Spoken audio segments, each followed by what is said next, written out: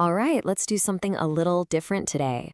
We're going to jump in a time machine and head back to 1903. Our guide on this trip is an amazing French astronomer, Camille Flammarion. And through his book, Astronomy for Amateurs, we're going to get a chance to see the universe through the eyes of someone from the early 20th century. And let me tell you, it's a curious, wondrous, and often really poetic point of view. So Flammarion doesn't just hit you with a bunch of data right off the bat. Nope. He starts with an invitation. He asks this question that gets right to the very heart of why we even bother looking up at the sky. It's really a call to wonder, a reminder that before astronomy was all about hard science, it was just about pure, simple awe. So yeah, let's accept his invitation. You know, for thousands of years, we've been staring up at the very same stars, the same ones that shone down on ancient Egypt and Greece. Flammarion calls them symbols of eternity. But just looking at them wasn't going to be enough. The first real step to understanding all this celestial chaos was to organize it, to learn how to read what he beautifully called the Great Book of the Firmament. And you gotta think, this was a super practical problem. I mean, imagine you're an ancient sailor out on a totally featureless ocean, or maybe you're a shepherd trying to guide your flock at night. The sky is the only map you've got, but it's a map with millions of dots and zero labels. Where do you even begin to make sense of all that? Well, here's the solution. On the left, you see what looks like a totally random mess of stars. But on the right, that's where human imagination comes in and connects the dots. Ancient people started grouping stars into constellations, turning all that chaos into a chart you could actually navigate with. The Great Bear, what we often call the Big Dipper, became this absolutely crucial signpost, always pointing the way to the one star that never moves, the pole star. Such a simple, brilliant trick, and it basically gave us command of the seas. Okay, so now that we've got our bearings, let's kick off our tour, and we're going to start close to home. We're about to take a journey through our solar system, but we're doing it with the knowledge and the speculation of 1903. This is a time when some things were known for sure, but a ton of mysteries were still out there, leaving a whole lot of room for imagination. First up, the sun. And our star is no calm, friendly ball of light. Not at all. Flammarion describes it as the center of fierce conflagrations. These sunspots, which you can see here in amazing detail, they aren't just little specks. We're talking about gigantic storms. Some of them are measured to be 10 times the diameter of our entire planet. Just incredible. Next up, we're visiting our sister planet, Venus. Now, back in 1903, Venus was a total mystery box. Its surface was completely hidden, always under this thick blanket of clouds. Astronomers had all sorts of theories. Maybe it was tidally locked to the sun, which would create this crazy world with a scorching eternal day on one side and a frozen endless night on the other. A world away from the familiar day and night cycles we have on our own floating island. But then, Flammarion does something really cool. He flips the script on us. He asks us to imagine looking back from Venus. From that vantage point, our home wouldn't be this world of continents and oceans. It would just be a brilliant star hanging in the sky. A magnificent double orb, he calls it, with our moon shining right there beside it. That's a powerful thought, right? And come on, you can't have a tour of the 1903 solar system without stopping at Mars. This was peak Mars fascination. Flammarion didn't just see it as another planet, he saw it as an older, maybe even a wiser world. He imagined its thin, clear air would make for a spectacular night sky, and that Martian astronomers would probably be way more advanced than we were.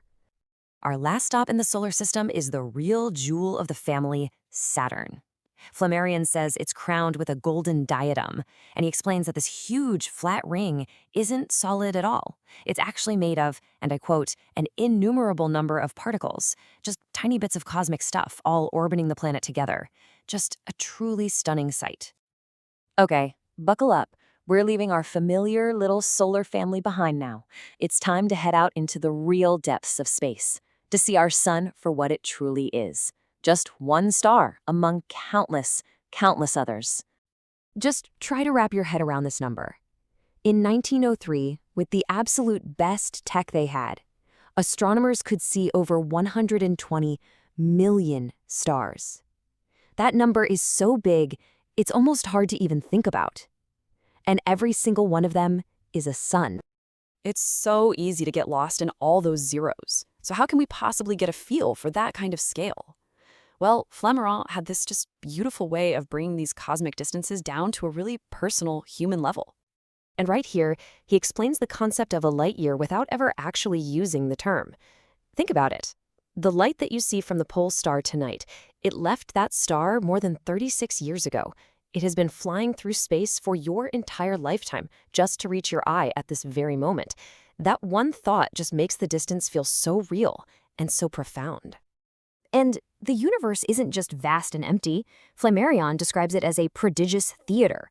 It's this dynamic stage that's just filled with incredible sights, double suns of different colors dancing around each other, temporary stars that just flare up into existence and then fade away. The cosmos isn't some silent, empty void. It's a place of constant, fantastic action. So, when you take a journey like this, out into space, it naturally leads Flammarion and us to the biggest question of them all.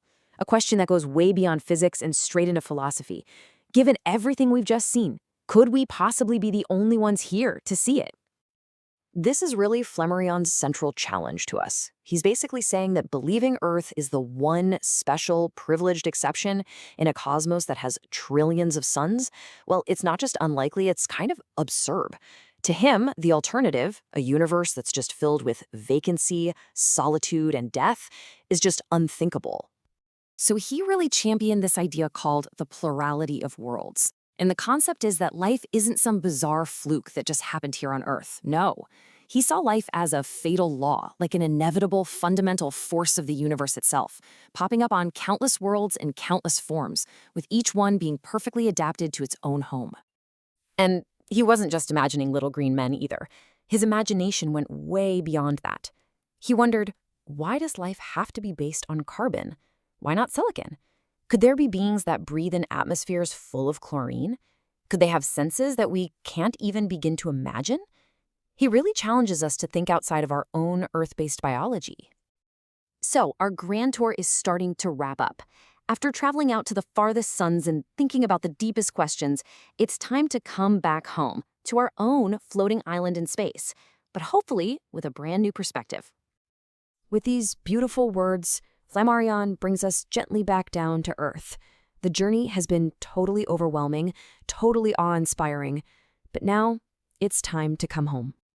You know, looking back at astronomy from 1903 isn't just a history lesson. Sure, some of the science is a bit dated now, but the feeling that it gives you, that deep sense of wonder and connection to a living, breathing universe, that part is absolutely timeless. It's such a powerful reminder.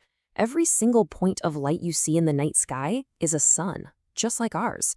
And each one could be the center of its own system of planets, its own family of worlds. We're not the center of everything. We're just a small part of something so much bigger. And Flammarion leaves us with this one final lingering question.